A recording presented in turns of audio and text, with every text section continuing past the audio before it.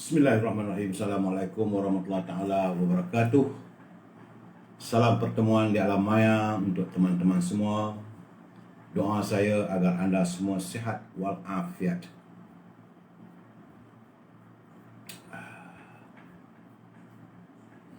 Hari ini gopuk sikit sebab masa tak banyak hari ini. Apa khabar saudara Mustafa Ilyas, saudara Syarizal Husin, saudara Syarifuddin Syahari, saudara Syah Ibrahim? Terima kasih hadir saban malam bersama dengan saya, saudara Abdul Talib, saudara Syukur Jamil, saudara Empat Tulang Kering, Roslin Le, Ediksi Diksi, Khairul Paklang, khabar? Waalaikumsalam. Faizal Acoy, Samsul Anwar, Eden Awang Pressure hadir. Silakan menghadap. Hadir ya, saudara Amir Tolah, saudara Osman Kamil, saudara Mama Asli, Mayang, Man Omar, khabar semuanya. Haji Wan Ismail, apa khabar? Samsul Anwar Abdullah, Azman Mak Yunus, Syahri Ahmad, Syarifuddin Syahari, Jaka Lenglung, Nisa Yusuf, Amir Dolah. Terima kasih. Saya minta saudara jangan lupa like and share. Ini sajalah yang beri semangat kepada saya. Walaupun semalam cuti, hari ini hari Jumaat, ya, saya akan terus berusaha meluangkan waktu seketika untuk bersama dengan saudara menyantuni permasalahan isu negara dan juga memberi sedikit pencerahan sekadar yang saya tahu. Saya bukanlah pandai semua saudara ya. Bagi yang tak sempat saudara Edinor, Pok Cham, Hafazah Abu Bakar, Zarizam dan yang lain yang tak sempat saya santuni, saya mohon maaf dan saya akan santuni usai pencerahan saya malam ini. Sebab hari ini saya harus memberi pencerahan tentang apa yang berlaku. Hari ini 18 Ramadan, saudara. Tinggal beberapa hari je lagi, tak sampai 2 minggu pun. Tinggal lebih kurang, kalau ikut-ikutkannya lebih kurang 11 hari je lagi. Dan kita telah pun melaksanakan ibadah solat tarawih yang ke-19. Artinya rasanya tinggal lagi 10 hari saja lagi. Ini adalah merupakan pecutan terakhir kita untuk mengejar nikmatnya solat tarawih dan witir, saudara ya. Walaupun masjid dah ditutup, tak boleh nak masuk, tapi kita buatlah di rumah sendirian. Hanya kepada Allah sajalah kita berdoa dan meminta. Sebab kita Ruby, apa khabar Bim? Tak maaf Bi, Bi dah tak lewat Bi ya.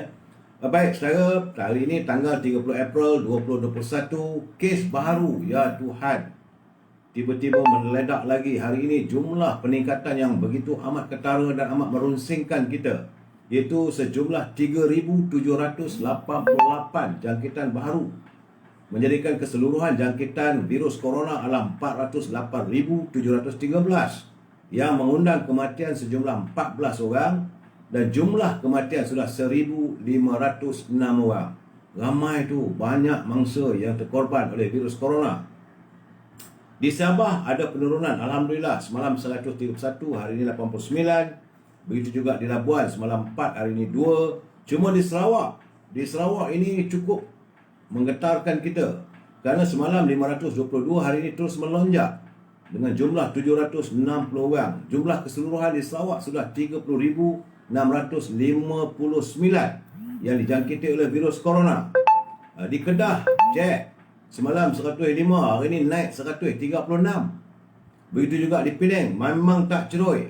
Sebab semalam 158, hari ini di Pulau Pinang saja 250 warga Pulau Pinang, anak mami ke, anak mamu ke, anak nana ke, yang telah pun dijangkiti oleh virus corona.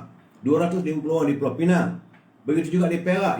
Mereka memang tak nak raya lah nampak gayanya.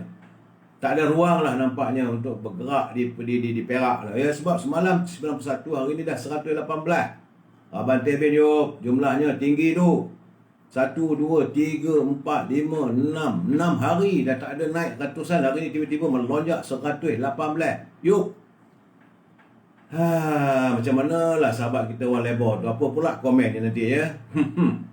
Di Selangor terus melonjak. Semalam 1,083, hari ini 1,265 orang, menjadikan keseluruhan warga Selangor yang dijangkiti oleh virus corona adalah 132,000 890 orang, yang terbanyak, yang tertinggi. Di Kuala Lumpur ada penurunan, semalam 359, hari ini 255. Di Putrajaya turun, semalam 9, hari ini 2. Di Negeri Sembilan tiba-tiba saja 2 hari berturut-turut dia meningkat.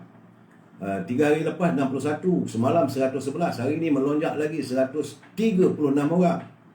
Begitu juga di Melaka, Serosli, Hashim, 5-6 hari dulu 40, 30, 4 hari dulu 33, kemudian naik 42, naik 43, hari ini naik lagi, itu 55 di Melaka.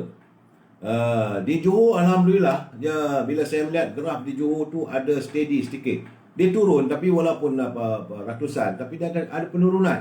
Kerana di Johor semalam 207, hari ini 160. Dan di Pahang juga ada turun, semalam 92, hari ini 54. Di Terengganu ada peningkatan, semalam 19, hari ini 37. Cuma di Warga Perlis tiba-tiba saja, memang tak harum dan tak manis lah. Sebab daripada 1 saja, hari ini naik 5 orang. Warga Perlis 5 orang telah pun disahkan dijangkiti oleh virus corona. Udah Datuk Jemen dapat frame gambar.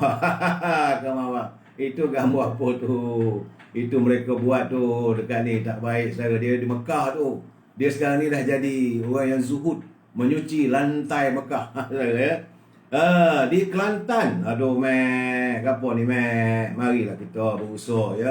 Saya tak tahulah sebab di Kelantan rasanya tidak ada perusahaan, tidak ada kilang. Tapi begitu tinggi. Di Kelantan hari ini sudah 464, semalam 401. 3 hari lepas 523, dia turun 401, hari ini 464. Itulah gambaran yang saya dapat berikan, pencerahan tentang apa yang berlaku di seluruh negara tentang COVID-19.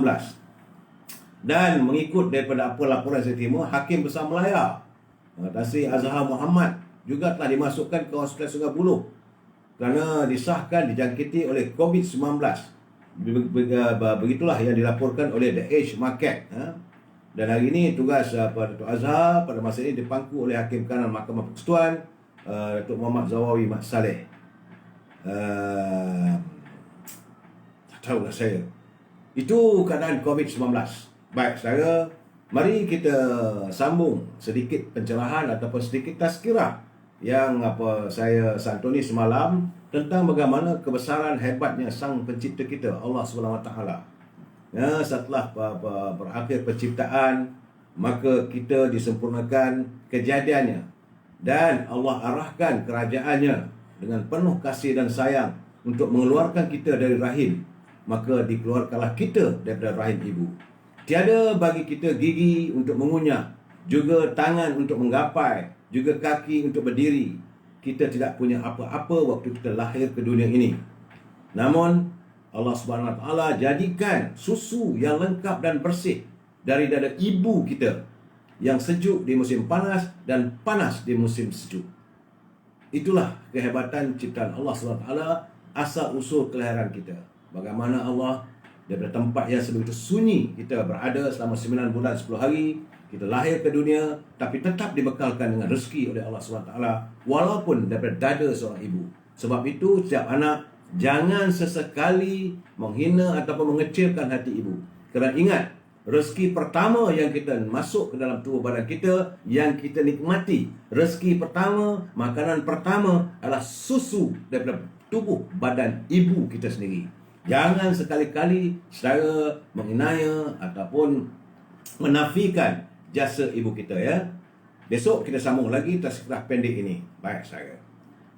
Kita masuk e-commerce. E-commerce jangan lupa Azhar 0113304141 untuk saudara mewawarkan produk saudara. Kalau menghubungi Azhar, jangan lupa musim dekat nak raya dah ni.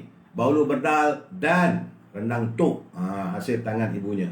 Begitu juga saudara boleh menghubungi menantu teman, Siti Fareha, untuk mewawarkan produk saudara dan untuk memesan dendeng manis Siti Fareha. Memang sedap. Saya ingin memberi rekomendasi, memang sedap. Rendang tok pun memang sedap.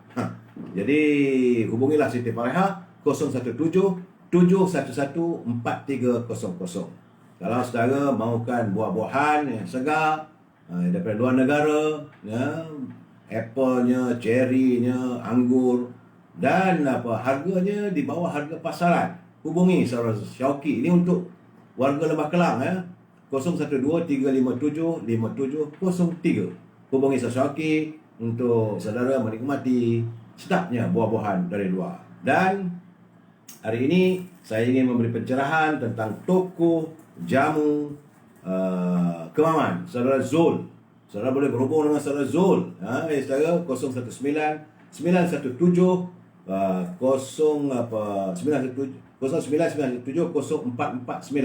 Besar ni.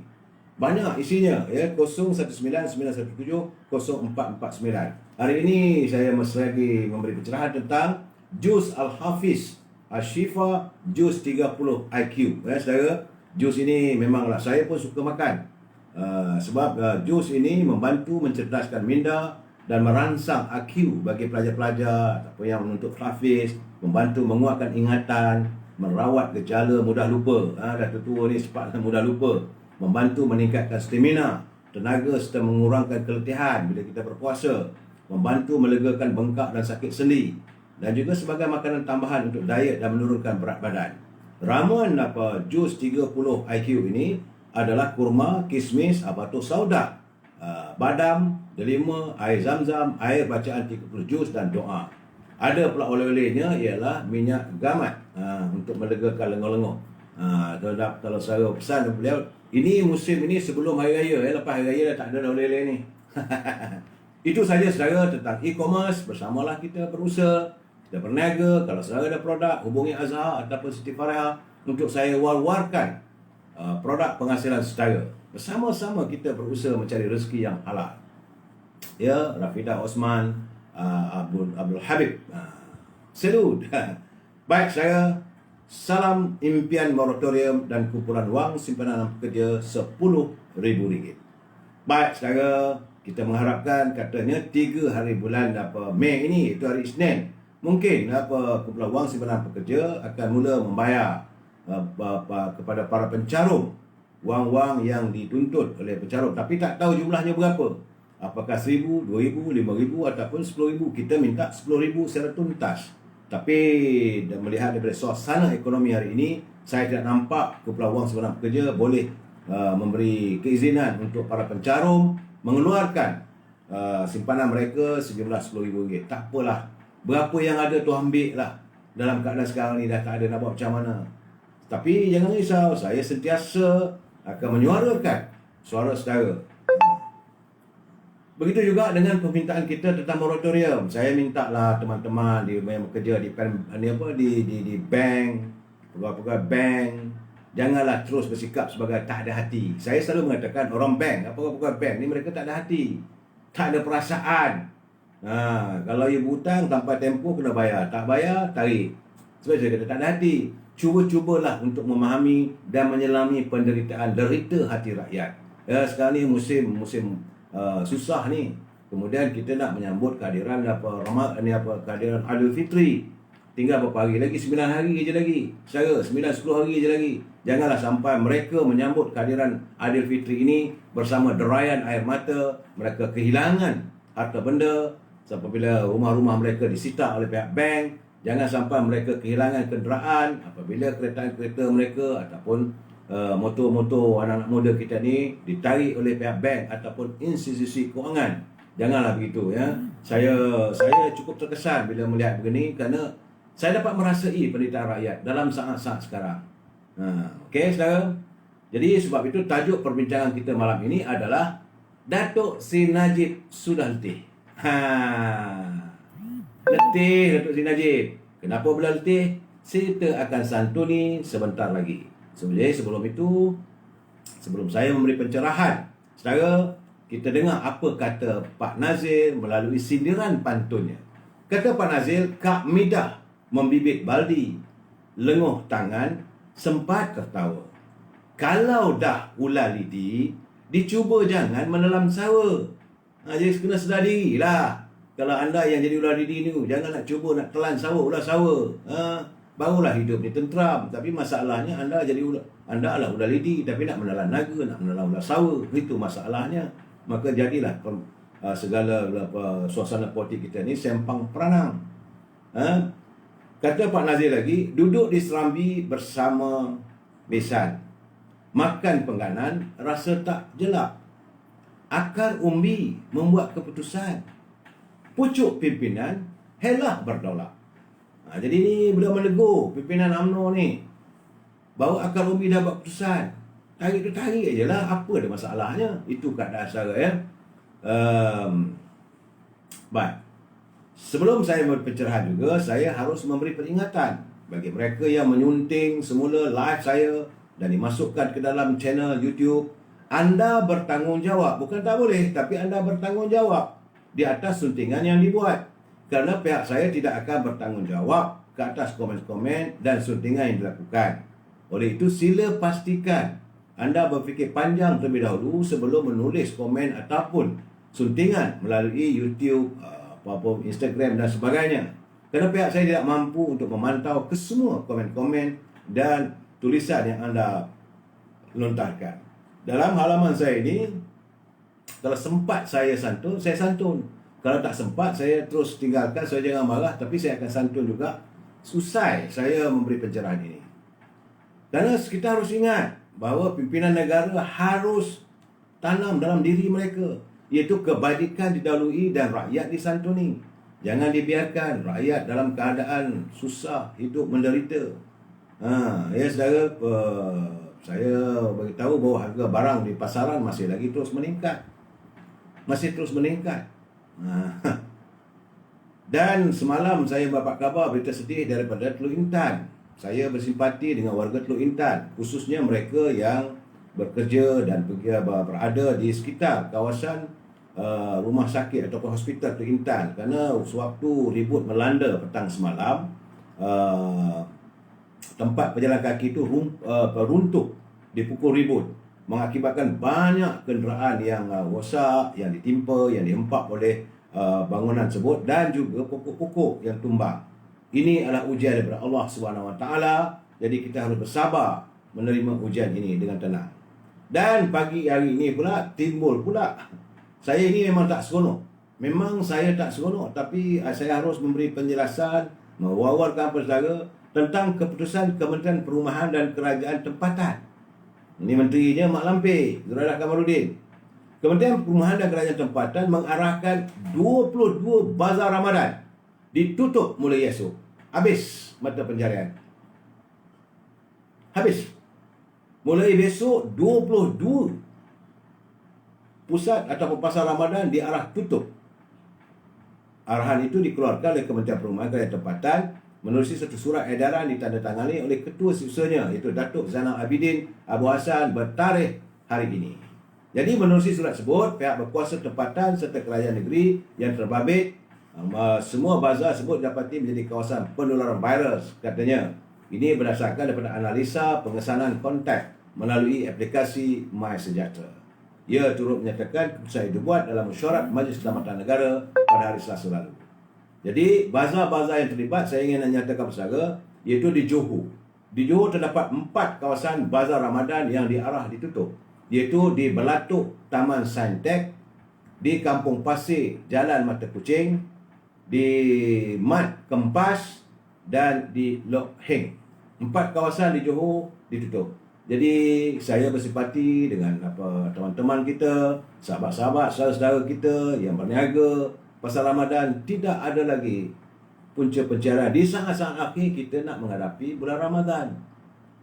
Dan saya tengok tak ada pula apa-apa pengumuman bahawa nak memberi bantuan ke. Tak ada.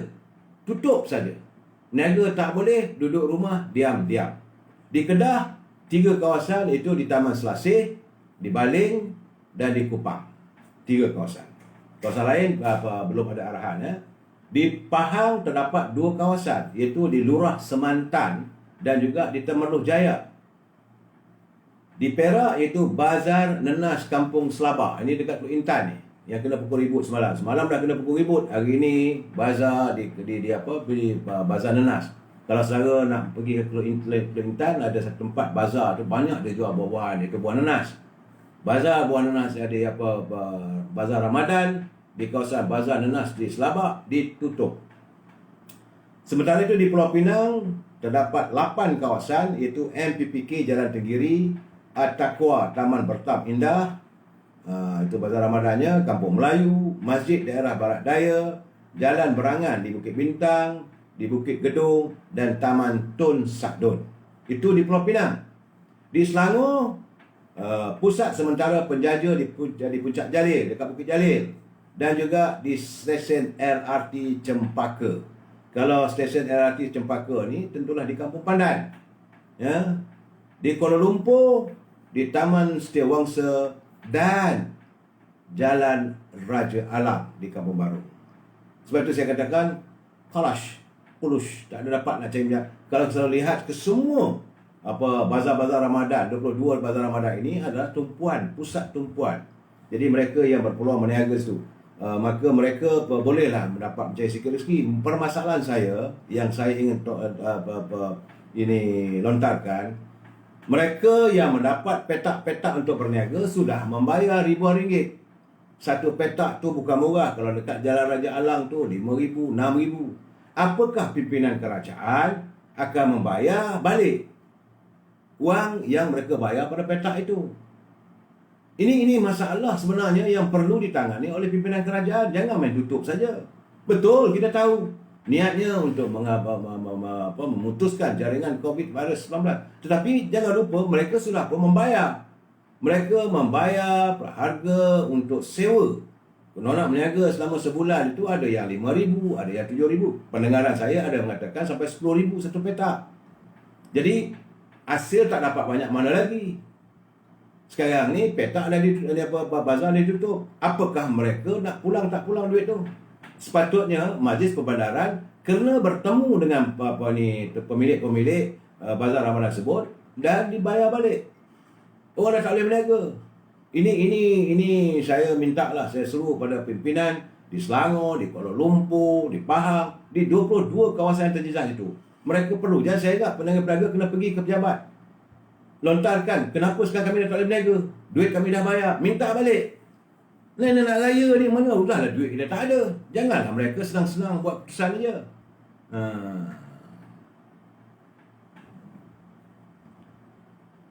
Tiba-tiba, ya Allah, apa dah jadi ni? Saya melihat semalam ada satu kiriman 3 orang ibu tunggal.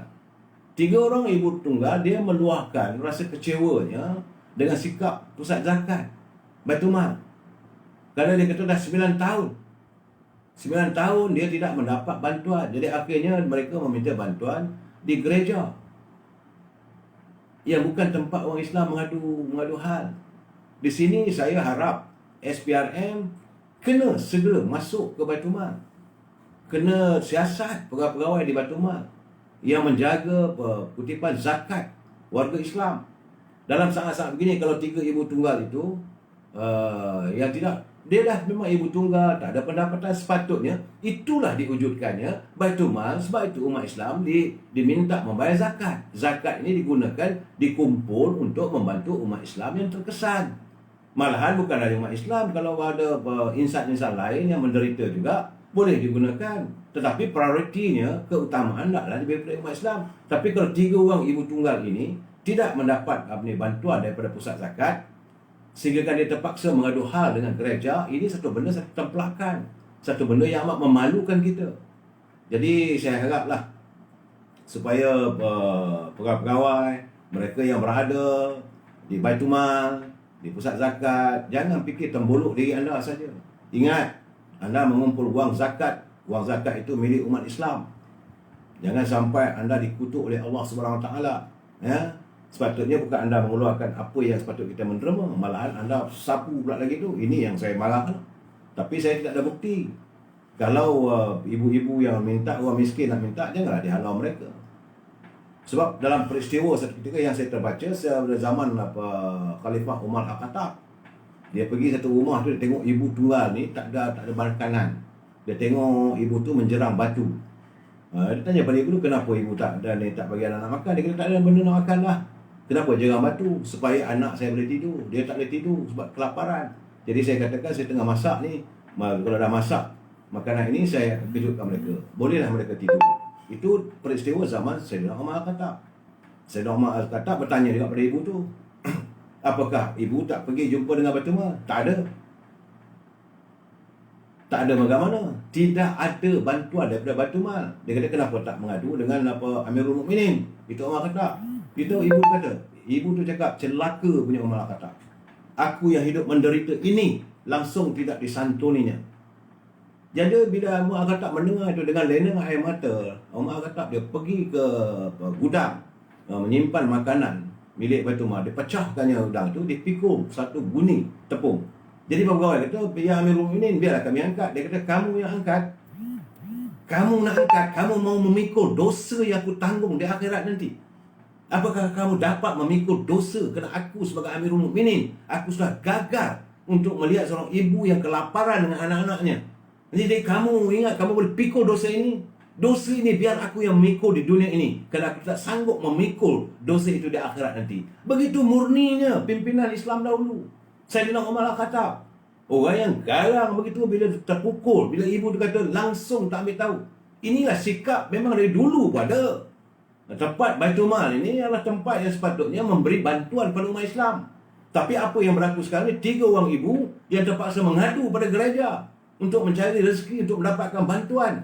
Sedangkan beliau ibu ini dinafikan bantuan oleh Baitul Mal ataupun pusat pungutan zakat. Saya harap menteri di Jabatan Perdana Menteri kena lihat perkara ini. Kena ada satu islah kepimpinan, satu reform ataupun islah, kena buat perubahan. Negara kita sudah sampai masanya pimpinan di sama dari kementerian atau jabatan melakukan perubahan demi perubahan untuk kebaikan negara kita, untuk kebaikan rakyat. Saudara, ini saya gelak juga ketawa tengok dalam satu kiriman lagi Sajat tahu pula dia rindu pada anak-anak angkatnya. Dalam kiriman dalam wall tu rupanya Sajat ada atas wall tapi tak tahu di mana. Masih lagi bersembunyi kerana takut diberkas oleh Pak Polis untuk dihadap ke mahkamah. Kerana perlakuannya dianggap menghina kesiap umat Islam. Jadi Sajat kabur zaman, umur 30 tahun, dia meluahkan rasa rindu yang teramat terhadap 2 orang anak angkatnya, itu Syahzah dan Syahmi. Inilah kesannya. Itulah kata tangan yang mencincang, bau yang memikul. Saya memberi sepintas lalu laporan. Artinya Sajat pun ada perasaan jugalah. Tapi nak buat macam mana, kamu tu pondan. Biar cakap terus terang. Kamu nak ubah apa semua tak boleh lah. Jangan kita menongkah apa saja yang ditetapkan oleh Ilahi. Dan yang amat menggusarkan saya, warga Perak. Saya susah hati sebab 2 hari lepas Dr. Zamri, mantan Menteri Besar, dan sekarang beliau sebagai pengerusi Malaysia Airport dan menjadi ahli Dewan Undang dari Pulau Pangkor. Sebab dia mengatakan bahawa lebih kurang 10,000 warga yang bekerja di lindungan, di tempat pembuatan kapal di Lumut bakal mengalami hilang pekerjaan. Menurut kata Dr. Zamri, hampir 10,000 pekerja tempatan termasuk pekerja mahir terjejas ekoran penangguhan projek pembinaan kapal tempur pesisir pantai ataupun LCCS di Lumut sejak Disember 2019. Apa hal ni? Jadi di sini kita minta kepada Datuk Ismail Sabri mengkaji semula. Sebab bukan hanya mengakibatkan 10,000 terjejas pekerjaan mereka, tetapi apabila pihak ini tentera laut meminta supaya ada bekalan kapal tempur ini adalah keperluan negara. Sebab itu duit yang ada di Kementerian Pertahanan itu hendaklah disalurkan mengikut sebagaimana yang telah pun dibajet. Benda ni ada dalam bajet. Jadi kenapa tidak dilaksanakan? Benda ini sudah ada bajet pada 2018. Selepas 2018, 2019 sepatutnya terlaksana. Ini adalah era zaman kepimpinan negara ini dipimpin oleh Pakatan Harapan dan Perikatan Nasional. Jadi ahli Dewan Negeri kawasan Pangkor, Datuk Seri Dr. Zamri Abdul Kadir kata ia turut menyebabkan hampir separuh daripada 400 syarikat lagi. Terdapat 400 syarikat vendor tempatan terpaksa gulung tikar. Yang susah bertambah susah. Kerana itulah beliau merayu agar kerajaan dapat meneruskan semula projek itu secepat mungkin. Kerana ia bukan sahaja menjejaskan ekonomi setempat, malah ia juga ekonomi negara, ekonomi negeri dan keselamatan negara. Kapal ini diperlukan. Ya, projek kapal ini dibuat di Lumut. Penghasilan anak tempatan. Dalam keadaan sekarang ni saya tak tahu nak macam mana lah. Jadi menteri kena bertindak dengan segera. Usai tentang kapal, orang hilang pekerjaan, dah ada lagi rupanya yang kena kompaun 50,000. Iaitu seorang pengurus cawangan kedai Naskin Coffee di Troka Golden Triangle di Pasir Tumbuh, Kelantan. Beliau telah dikompaun sebanyak RM50 ketika sedang bekerja di premis berkenaan minggu lepas. Amar Aiman Mat Yusof, anak muda berusia 23 tahun, dia telah dikompaun pada 21 April lalu selepas pihak berkuasa mendapati tempat dia bekerja tidak mengawal kemasukan pelanggan. Kerana tiada pengimbas suhu, tiada pengimbasan kod aplikasi MySejahtera dan membenarkan pelanggan minum di meja. Ini yang saya nampak gayanya belum susut lagi, belum usai lagi isu 50,000 ni. Jadi kita mengharapkan Kementerian Kesihatan segeralah bertindak. Datuk Ismail Sabri pun segeralah memanggil satu mesyuarat. Bagaimanakah pelaksanaan kita dalam kita memberi kesedaran kepada warga kita, janganlah sampai hukuman denda 50,000. Ini dah jadi perkara biasa. Ini masalah saudara ya. Dan hari ini akhirnya Datuk Seri Hamzah Zainuddin mengaku secara terbuka. Dia kata tak payahlah nak polis siasat. Dia kata bila ditanya oleh wartawan, dia kata Menteri KDN Hamzah Zainuddin mengaku bahawa suara yang heboh dalam video adalah suaranya dan mengatakan dia tidak melakukan apa-apa salah. Kerana dia sebagai pengurusi Suruhanjaya polis. Jadi dia kata apa salahnya? Sedangkan dalam keadaan begini, beliau sepatutnya tidak boleh bersikap begitu. Bagaimanapun permasalahan antara dia dengan kemelut dia dengan Ketua Polis Negara, itu saya tak nak campur. Tetapi kepada Datuk Seri Hamzah, kena ingat bahawa tak silap saya, dapatan saya bahawa dia panggil ini bagai kenaikan pangkat anggota polis Suruhanjaya, Suruhanjaya Perkhidmatan Polis, SPP ini sepatutnya dipengurusikan oleh seseorang daripada Jabatan Perkhidmatan Awam dan juga semua jawatan-jawatan yang ada dalam jawatan kuasa SPP ini adalah pelantikan daripada Duli Yang Maha Perdana Agong. Dia sepatutnya sebagai menteri tak payah campur lah. Tapi nampak gayanya sudah terjadi polemik perang di media sosial antara Ketua Polis Negara dengan Menteri Haiwan Dalam Negeri. Ini tak cantik, tak boleh. Saya harap Datuk Seri Hamzah berlapang dada lah supaya kita selesaikan masalah ini. Kerana negara memerlukan pasukan polis yang mantap untuk mengawal keselamatan. Jangan kita haru-birukan pemikiran mereka dengan polemik. Jangan kita heret pasukan polis dalam politik yang tak menentu. Ya, ini pandangan saya. Cuma yang saya hairan lah, sebab bila ada laporan mengatakan bahawa tadi sidang media yang dilakukan oleh Tan Sri Ketua Polis Negara merupakan sidang media terakhir kerana beliau akan bersara. Cuma saya kata macam mana ni boleh berlaku? Sebab mengikut akta polis dalam bahagian 5, dalam bahagian 6 perkara 15. Saya ingat dalam tak silap saya 2 minggu dulu pun saya dah nyatakan bahawa dalam suasana negara berada dalam peperangan ataupun darurat, peristiwa darurat diisytiharkan, maka anggota polis, bukan ketua polis anggota polis pun tidak dibenarkan untuk meletak jawatan. Ini di bawah perkara 15. Ia menyatakan seorang pegawai polis boleh bersara atau meletak jawatan dalam pasukan perang itu. Pegawai polis tidak boleh bersara atau meletak jawatan. Dan peletakan jawatan mereka itu hanya boleh dilakukan atau dibenarkan jika disyorkan oleh Ketua Polis Negara. Jadi artinya Ketua Polis Negara kita ni tak boleh letak jawatan sebab negara masih lagi berada dalam darurat. Ini yang saya heran.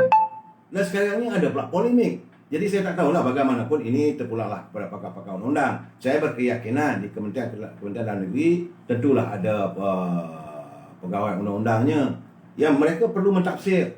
Kita dah ada undang-undang, dah ada peraturan, kena ikutlah. Ini dalam Akta Polis perkara 6 di bawah perkara 15. Jelas mengatakan tidak seorang pun, no one, tak ada seorang pun pegawai polis boleh bersara atau meletak jawatan apabila dalam saat-saat negara berperang ataupun perisiaran darurat masih sedang berjalan. Kalau dah tak ada darurat, maka bolehlah nak berhentikan jawatannya. Ini keadaannya ya, saudara Syahli. Saya bukan nak balon, saya tak ada nak balon. Saya nak beri pencerahan supaya kita faham. Saya bersimpati dengan warga polis. Dalam keadaan sekarang ni mereka juga berada dalam keadaan yang macam mana ni? Bila menterinya, bos nombor satunya bergaduh dengan bosnya, itu ketua polis. Mereka tertakluk kepada ketua polis negara. Jadi dalam keadaan begini, jadi jangan kita celarukan pemikiran anggota kita. Anggota kita berkhidmat dengan baik. Saudara lihatlah sendiri, banyak rampasan-rampasan dadah telah didapat lakukan. Cerita macam mana Samsing, cerita bagaimana Datuk Ayub dapat berjaya menyelesaikan beberapa kes scammer yang melibatkan datuk-datuk dan sebagainya. Dan jadi dalam keadaan begini, jangan sampai mereka patah semangat. Kalau mereka melihat bahawa menteri dah bergaduh dengan bos mereka, ketua mereka. Ini keadaannya, saya rasa seharusnya permasalahan ini disantuni dengan baik. Saya mintalah Datuk Seri Hamzah Zainuddin kalau boleh usahakanlah satu penyelesaian yang tuntas dan berbaliklah kepada Akta Polis bahawa kalau ketua polis negara itu tak boleh diizinkan untuk beliau meletak jawatan, melainkan setelah dititahkan oleh Duli Yang Maha Mulia Yang di-Pertuan Agong. Jadi berbincanglah dengan pegawai undang. Jangan bila buat benda ini orang pertikaikan pula. Saya tidak mahu melihat bahawa keadaan ini berlarutan. Mungkin besok saya akan ulas lagi sebab banyak yang masuk dalam war saya ni. Kita dalam pukul 8.30 sebelum saya pergi solat tarawih tadi masuk. Dia tak sempat saya santuni satu persatu. Mungkin kalau ada kesempatan saya dapat fahami, saya dapat digest, saya dapat hadam isu yang dibangkitkan oleh Tan Sri Hamid Badur dan apa yang dilontarkan oleh Datuk Hamzah. Kalau saya boleh memberi pencerahan, saya beri pencerahan. Matlamat lain tak ada ya. Saya nak melihat supaya pasukan polis, Kementerian Dalam Negeri berada dalam suasana yang cukup mantap, tentram warganya untuk menjaga keselamatan. Ini paling penting. Kan buat tambah dalam keadaan sekarang ni, dalam keadaan negara yang huru-hara ekonominya. Negara tidak huru-hara keselamatan, tetapi huru-hara ekonomi negara dalam keadaan huru-hara. Macam saya katakan tadi, peniaga dah tak boleh nak berniaga, nak cari makan tak boleh, PKP akan dilantarkan, kenaikan mendadak begitu virus corona. Dan janganlah pula pasukan polis juga berada dalam keadaan yang huru-hara. Jadi kalau mereka bersatu hati, saya amat menghormati pasukan bersenjata kita. Bukan hanya pasukan polis, begitu juga tentera kita. Sebab itu saya minta supaya kapal-kapal, peralatan yang diperlukan oleh pasukan tentera kita. Sebab negara kita ini terdedah, saudara. Dalam keadaan dunia yang tidak menentu. Amerika dengan China bermasalah. Negara-negara luar juga bermasalah. Di Thailand bermasalah. Di Indonesia pun, walaupun pelabur dah datang sana, tapi belum lagi tuntas. Ada permasalahan yang, kalau ada masa nanti, saya akan jelaskan satu persatu. Juga tidak tuntas. Jadi dalam keadaan begitu negara kita terdedah. Jadi kita mengharapkan pasukan bersenjata kita, pasukan polis, pasukan keselamatan kita, mereka mesti ditentramkan fikiran untuk tidak dikeceramukkan. Jangan sampai pula mereka jadi gibah, mereka jadi bosan dengan suasana begini. Tambah-tambah lagi hari ini terdedah pula lagi cerita ni. Ini menyangkut soal polis. Kerana sebidang tanah reserve milik Polis Diraja Malaysia di Kemunting, dikatakan telah ditukar hak milik kepada sebuah organisasi geraja di Melaka. Macam mana benda ini boleh berlaku? Ini didedahkan oleh Malaysia Gazette. Penukaran tanah milik Pidarat ini terbongkar selepas polis menerima surat daripada sebuah syarikat peguam yang mewakili pihak syarikat tersebut pada 14 April lalu.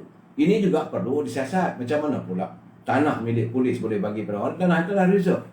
Memanglah dulu di kampung saya lupa ada juga tanah lama ya, tanah dulu zaman British dulu ada kawasan digazetkan sebagai kawasan untuk membina balai polis ataupun ibu pejabat polis daerah. Tapi kerana kemajuan naik bangunan baru macam di Kelang, IPD di Kelang, naik bangunan baru. Jadi bangunan lama itu macam mana tanahnya. Begitu juga di Johor Bahru. Johor Bahru ada, saya dapat tahu, sekeping tanah yang tinggi nilainya. Tanah itu milik, direservekan untuk polis. Tapi bila nak ditukarkan syarat, mestilah ada persetujuan daripada tuan punyanya, iaitu pasukan polis. Bagaimana perkara ini berlaku? Ini tanah reserve di Kemunting. Tentu saya yakin kalau di Kemunting ini tahu kawasan tanah itu mesti di kawasan yang bernilai tinggi. Kerana selalunya ibu pejabat polis dulu-dulu mestilah di tengah kawasan bandar. Mana pula buat balai polis dekat tengah-tengah hutan. Kita di Malaysia ni asal saja ibu pejabat polis atau balai polis atau tanah yang direservekan untuk pembangunan balai-balai polis mesti dekat tengah bandar. Bila di tengah bandar itu tentulah nilainya tinggi. Mungkin, bagi pandangan saya, mungkin juga sudah diadakan bangunan baru. Tapi kalau bangunan baru itu tanah itu masih kekal milik pihak polis. Jangan pula nak cekau pula. Ini masalahnya sekarang ni. Yang selalu yang kita ni saya lontarkan, kadang-kadang pimpinan boleh meluluskan begitu saja. Asalkan saja benda itu masuk ngap, masuk poket. Ini masalahnya. Ini dia, jadi saya makan mendapati tanah reserve persekutuan itu merupakan bekas tapak Barek Kelamin dan rumah ketua balai berpangkat sarjan. Barek Kelamin memanglah dekat tengah pekan. Sesuai itu, satu lapan polis telah dibuat pada 20 April oleh polis sendiri untuk menyiasat status milikkan tanah yang sebelum ini merupakan tanah PDRM. Pihak polis kini dalam proses mendapatkan dokumen asal tanah tersebut. Dan satu lagi, lot tanah milik pasukan beruniform itu di kampung Padang Gajah dalam daerah Larut turut dipindah milik tanpa pengetahuan pihak polis.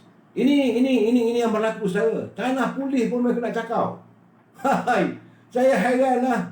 Kalau nak samun pun pergi menyamunlah tempat lain. Janganlah kamu samun perkara kawasan balai polis. Tanah polis pun kena cakap. I cannot brain lah this one. Nah, ini keadaan, saudara.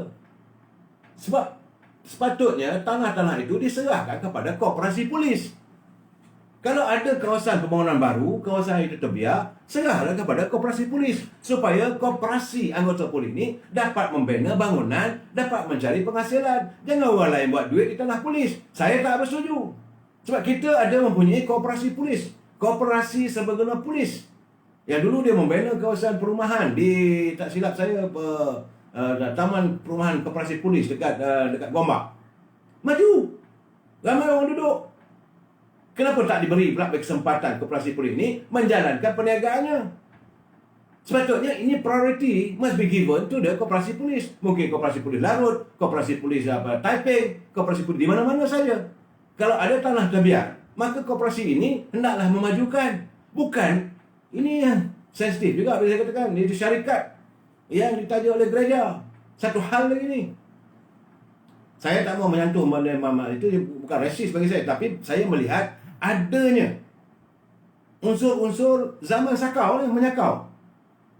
Tak boleh peduli, polis punya pun disakau. Ini apa benda lah sekarang kita ni. Sepatutnya sekarang ni Datuk Hamzah Zainuddin kena siasat benda ni. Ni cerita soal kenaikan pangkat anggota polis, biarlah ketua polis selesaikan. Biarlah pasukan mereka menentukan. Sebab mereka juga ada SOP-nya, ada disiplinnya. Jangan kita campur aduk. Tugas sekarang ni selesaikan tanah-tanah yang milik reserve untuk jabatan polis ini. Jabatan polis banyak dulu. Ada polis marine. Saya ingat lagi di kampung saya ada satu kawasan. Kawasan itu marine polis punya. Marine polis tak besarlah sebab dia simpan enjin bot dia, tempat simpan bot dia untuk mengawal kawasan sungai-sungai di sekitar daerah perkampungan tempat saya, ya. Jadi ada tanah di situ milik polis. Ada lagi bekas-bekas balai polis lama. Malah dulu tak silap saya ada satu predi kita panggil kawasan Telaga Balai, kata-kata. Sebab milik balai polis. Tanah itu pun dah disakau. Ini macam mana ni? Saya berkeyakinan kerana dalam era pembangunan banyak ibu pejabat polis yang baru dibuka, maka kawasan-kawasan balai-balai polis lama ini telah pun balai polis dipindahkan. Jadi balai polis lama ini nilainya tinggi. Contohnya macam di Kelang. Di Kelang itu ibu pejabat polis IPK polis di Kelang, ibu pejabat polis Selangor. Kerana waktu itu IPK di Selangor, bukan di Shah Alam. Tak silap saya, bangunannya pun cantik, tersegam, indah, besar di tengah bandar Kelang. Tak tahulah saya cuma boleh menerka saja. Mungkin saya dah out of date. Tapi saya tengok benda begitu, ini boleh dimajukan. Berikanlah kepada pasukan Koperasi Polis untuk memajukannya. Ini saya rasa perlu diselesaikanlah ya saya. Kemudian dalam keadaan begini, semalam saya pun hairan macam mana Menteri Sains dan Teknologi mengumumkan bahawa prioriti telah diberi, bahawa Menteri Sains, Teknologi dan Inovasi Kerajaan Jamhuri berkata pekerja di 56 hotel di Pahang termasuk di Genting Highland telah pun menerima suntikan vaksin dos pertama. Pekerja di pusat judi dulu dapat babe, bukan Tok Imam. Pusat judi di Genting itu lebih prioriti. Apakah pusat judi itu terus dibuka dalam keadaan PKP? Siapa yang nak datang? Ni saya fikir, astagfirullahalazim, kenapa tidak dibagi? Kalau betul lah dos ini baik apa semua, bagilah pada Tok Imam. Sebab dia akan menjadi imam kepada masjid. Sebab bila kalau ada makmumnya, maka imam terhindar. Sepatutnya prioriti must be given, biar kena betul. Jinggo duit punya kerja. Saya bila bab-bab beginilah yang saya sedih. Kenapakah perkara ini berlaku di bumi negeriku, di mana pimpinannya, di mana agama Islam itu adalah agama persekutuan. Pusat perjudian diberi keutamaan. Dalam ini bila saya bertanya ni, orang katalah saya nak marah orang PAS, tidak. Jadi menteri-menteri PAS yang datang daripada parti PAS yang sebelum ini tidak menyertai kerajaan, yang menyatakan kita tak mau bekerjasama kalau ada unsur-unsur perjudian, tokoh, unsur-unsur yang begini. Kenapa tidak bersuara? Kenapa senyap dan sunyi? Menteri di Jabatan Perdana Menteri, High Awal Agama Islam, Dr. Zulkifli, jangan fikir sangatlah nak naik private jet, nak jet persendirian. Fikirkan bagaimana sekarang ini pencemaran terhadap agama Islam. Kalau pusat judi diberi prioriti oleh menteri, kenapa tak tegur? Kenapa tak kata saya mau semua imam-imam masjid dan surau-surau diberi prioriti untuk dapat suntikan? Sepatutnya begitu. Ini tidak. Imam pula yang kena bayar 10,000. Imam pula yang kena denda macam berlaku di Pahang. Ini yang tak betul. Jadi nak buat, kita ikut. Rakyat cinta damai pasti mengikut apa saja sarangan. Bagaimanapun kita berterima kasihlah pada Datuk Norani. Akhirnya sejumlah 103,994 pelajar di Institut Pengajian Tinggi IPT yang berada di kampus masing-masing boleh dibenarkan pulang ke kampung untuk cuti perayaan Hari Raya Aidilfitri. Dan perkara ini disetujui dalam mesyuarat sidang khas Majlis Keselamatan Negara yang telah pun diadakan kemarin. Jadi Kementerian Pengajian Tinggi berkata para pelajar boleh pulang ke rumah masing-masing mulai 7 hingga 12 Mei ini. Jadi saya minta Datuk Norani pantau. Kalau boleh sewa bas betul-betul. Pastikan anak-anak kita ni, mereka adalah tunas harapan di masa depan. Jadi kalau mereka nak pulang, pastikan mereka sampai ke destinasi dengan selamat. Saya banyak orang mempersoalkan pada saya dengan kenyataan daripada Bobby Rosul, Timbalan Menteri di Jabatan Timbalan Menteri Haiwan Pengguna. Saya pun baca kenyataan beliau. Saya mengarut Rosul ni. Dia sudah berada dalam kengerian. Dia dah mimpi dia tu terganggu tidurnya. Dia kata desakan Majlis Tinggi UMNO agar Parlimen dan Dewan Negara, Dewan dan Negeri bersidang dalam tempoh darurat seolah-olah mahu mencetuskan kebencian rakyat terhadap Kerajaan Perikatan Nasional. Dia kata ahli-ahli Majlis Pimpinan Tinggi Parti Peribadi Bersatu Malaysia berkata tindakan itu merupakan antara cubaan berpolitik yang dilakukan oleh UMNO. UMNO ni memang politik lah Rasul. Apa bendanya? Tiba-tiba saja kamu nak menyanggah, kamu takut. UMNO minta supaya Parlimen bersidang. Itu tuntutan kita. Janganlah kamu cerita lain bumbang. Jadi kita pelik sebab UMNO merupakan sebahagian daripada kerajaan. Tapi mereka yang beria mendesak kerajaan seolah tidak setuju dengan apa yang dilaksanakan. Memang pun. Itu saya kata menteri ini timbalan menteri yang betul-betul cak ayam. Bakal punya orang. Kamu daripada PBN. Bila masa UMNO nak bersetuju? Yang bersetuju setengah daripada menteri ni aja. Pimpinan Majlis Tinggi tidak bersama. Kita cuma menyokong waktu penubuhan dan jalankanlah kerja dengan baik. Itu saja. Rasul dia berbenda ni, saya ingat dia dah takut ni. Dia dah ngeri. Dia dapat mimpi ngeri bahawa bila berlaku pilihan raya nanti, maka dia berhudung. Jadi Rasul, saya minta kepada saudara, gunakanlah kesempatan ini, taburlah jasa anda sebagai Timbalan Menteri Perdagangan Dalam Negeri dan Haiwan Pengguna yang baik supaya jasa anda dapat dikenal. Kerana lepas ini saya yakin dapatan saya di Terengganu, Datuk Rasul Wahid ni ruyuk hilang. Bye-bye. Saya cuma nak menyantuni teman-teman semua sebelum tu saya bersimpati. Saya bersimpati dengan rintihan daripada seorang pendakwah, iaitu Ustaz Kazim Alias. Dia kata bahawa masa mendatang ini, sejak adanya COVID-19 ini, tiada lagi siri ceramah di masjid ataupun di padang-padang terbuka yang dapat mengundang 5,000, 10,000 masa untuk mendengar ceramah-ceramah agama. Jadi dia kata mereka yang mengukakan undang-undang dan sebagainya adalah orang yang sombong. Mereka sombong. Masjid-masjid tidak lagi diumarahkan apabila ditutup, sedangkan kelab-kelab judi dan hiburan dibuka. Ceramah macam dulu-dulu dah tak ada dah katanya. Benar. Dan saya rasa maka tak adalah. Inilah antara usaha-usaha dilakukan oleh puak-puak Dajjal yang mahu menekan syiar Islam di negara kita ini. Jadi dia sedih. Saya harus menyantuni juga. Saudara boleh lihat dalam YouTube. Saya bila dengar kenyataan daripada Datuk Ustaz Alias itu, Kazim Alias, saya sedih. Kerana dia kata tak ada dah lepas ini. Selepas ini tiada lagi lah ceramah-ceramah yang dihadiri oleh puluhan ribu orang. Apakah keadaan begini di the end of the world? Ya Abdul Habib, memang kita minta Parlimen dibuka. Dan cuma satu lagi, saya minta supaya saya nak beri pembetulan saudara.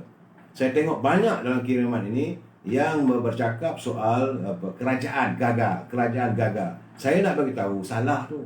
Kerajaan Malaysia ni adalah kerajaan Tuan Agong. Ya, yang gagal adalah pimpinan kerajaan. Pimpinan politik yang berada dalam kerajaan, mereka yang gagal sebab mereka membuat dasar. Yang tunggang langgang, yang bercempa adalah pimpinan kerajaan, bukan kerajaan. Jangan kata ini kerajaan tunggang langgang. Tak boleh. Jangan kata ini kerajaan yang bercempa. Tak boleh. Kerajaan kita masih stabil. Sebab kerajaan kita bernaung di bawah Duli Yang Maha Mulia yang di-Pertuan Agong. Mereka yang diamanahkan untuk mentadbir sebagai pimpinan kerajaan. Mereka yang bercemperna. Ini saya harus memberi peringatan dan penjelasan. Sebab saya kata ini salah ni. Macam mana pula boleh kata kerajaan? Ada yang kata kerajaan gagal, kerajaan tunggang langgang, macam-macam lah. Jadi saya minta kawan-kawan, teman-teman, pelayar-pelayar dalam ni semua ni berhati-hati apabila mengeluarkan kenyataan itu, sebab kerajaan bukan kerajaan tunggang langgang. Saudara, ini peringatan saya. Kemudian ini isu besar sekarang ni. Saya melihat malam tadi lah, tiba-tiba saja saya mendapat kiriman Datuk Seri Najib Tun Razak. Dia kata dia dah letih. Saya terkejut juga, ingat letih apa dia. Mana bukanlah letih dia turun naik mahkamah, tidak. Seorang pejuang tidak akan merasa letih, tidak akan merasa lelah untuk meneruskan perjuangan. Sebab tiba-tiba saja dalam kiriman saya dia kata dia letih.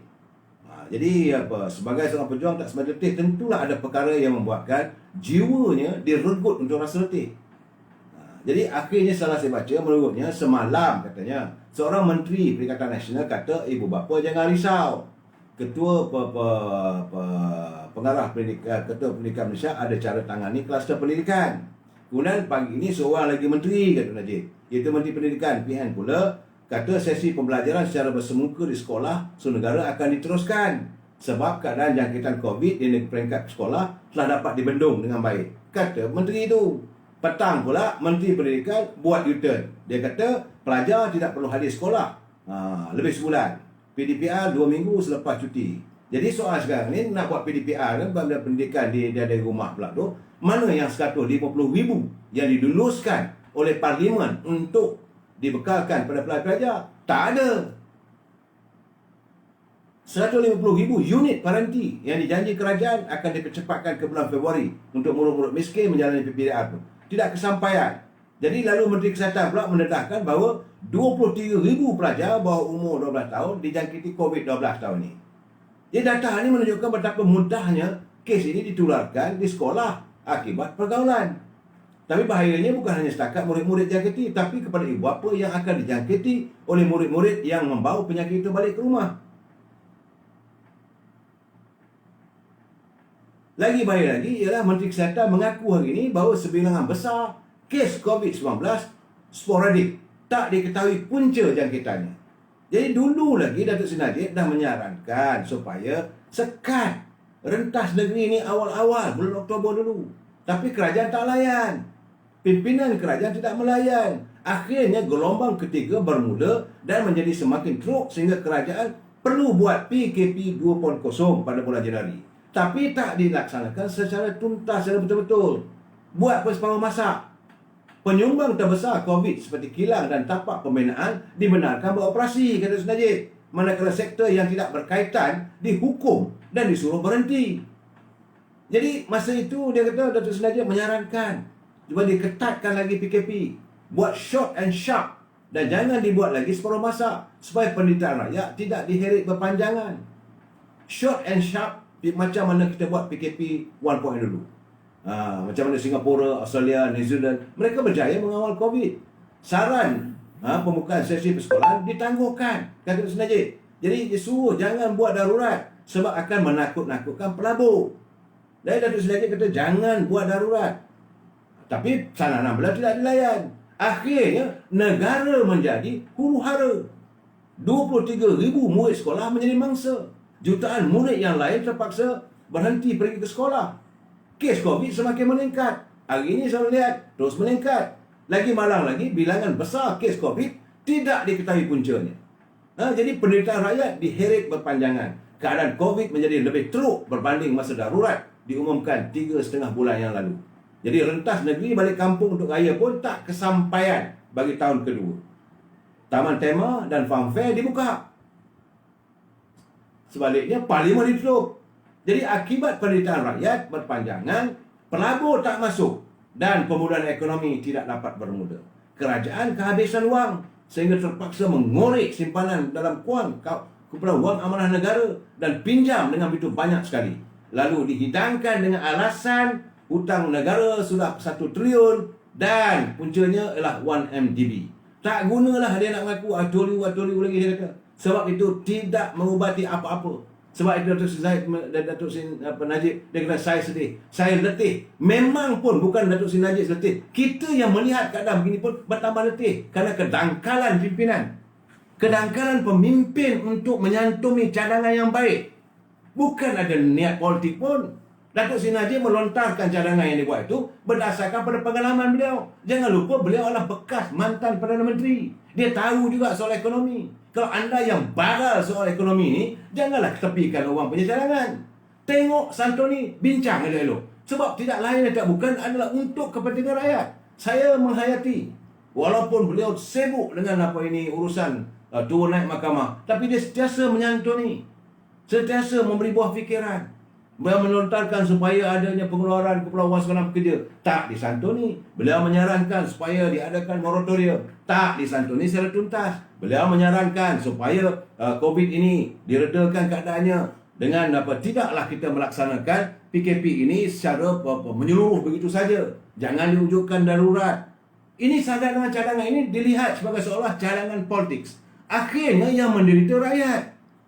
Sebab itu saya kata, Datuk Seri Najib letih, kita pun tumpang letih sama. Saya tumpang letih sama. Bila sampai malam kita menyerahkan, mereka tetap pekak kuali. Bukan pekak badak. Pekak badak apa kalau kita lastik ni serang kita balik. Tapi pekak kuali nak buat macam mana? Sampai pecahlah kuali tu kena ketuk dengan sulit. Nah, masalah sekarang ni mereka langsung tidak mau menyantuni cadangan daripada warga. Ahli-ahli daripada Yang Berhormat Menteri Tengku Razali bagi cadangan, tak disantuni. Beliau pakar ekonomi. Terbukti apa yang beliau lakukan selama beberapa tahun beliau menjadi Menteri Kewangan. Beliau mewujudkan Petronas. Beliau mewujudkan kepelbagaian industri yang ada di negara kita ni. Beliau memajukan industri sektor peradangan, iaitu minyak kelapa sawit ni dapat kita jual ke negara China berbilion nilainya. Dan cadangan beliau tidak disantuni. Mereka sombong, angkuh Dan mereka bukan saja sombong nak angkuh sama manusia, mereka juga angkuh pada Allah SWT. Semua surau, semua masjid ditutup. Kita nak sembahyang Jumaat pun tak boleh, nak buat sembahyang tarawih tak boleh. Kelab malam dibuka, kelab judi dibuka. Nak jadi macam mana? Yes, kita mengatakan saban malam kita bercakap. Dan mereka dengan angkuh bila cakap, oh no. Saya masih lagi mendapat sokongan daripada rakyat. Rakyat mana nak sokong kamu kalau macam ni? Saya masih lagi mendapat kepercayaan daripada rakyat. Rakyat yang memberi kepercayaan. Rakyat mana? Rakyat para pembodek kamu, yang kamu bagi dedak, yang kamu bagi segala-galanya, scheme of thing dan sebagainya. Akhirnya negara terjebak dalam keadaan macam ni. Hari ini kita berada dalam COVID yang tak menentu ini. Saya bukan hanya melihat begini, saya bertambah letih, saya bertambah marah. Cuma saya mengharapkan Datuk Seri Najib jangan letih. Datuk Seri Rosmah cari vitamin sikit bagi. Sebab sekarang kita memerlukan pimpinan. Sekarang ni berkali-kali saya katakan, panggil lah yang bawa pada Tengku Razali, Datuk Seri Najib. Panggil, duduk. Kita masih ada lagi orang yang masih berbunyi latar belakang yang baik dalam membina ekonomi negara kita ini, membina sebuah negara bangsa kita ini supaya maju ke hadapan dalam keadaan negara yang begitu bergolak dengan keadaan macam-macam. Cerita di Parlimen ni begitu, cerita ini begini, PKPT begini, Kementerian Dalam Negeri begini, Kementerian Pertahanan begini, Kementerian Kewangan begini. Semua bermasalah. Apakah kita mahu negara kita ini terus menerus bermasalah dengan adanya pimpinan-pimpinan yang pekak barak, pekak keludi? Kita sambung lagi malam esok. Wabillahi taufiq wal hidayah. Assalamualaikum warahmatullahi wabarakatuh. Kita jumpa lagi malam esok. Selamat malam.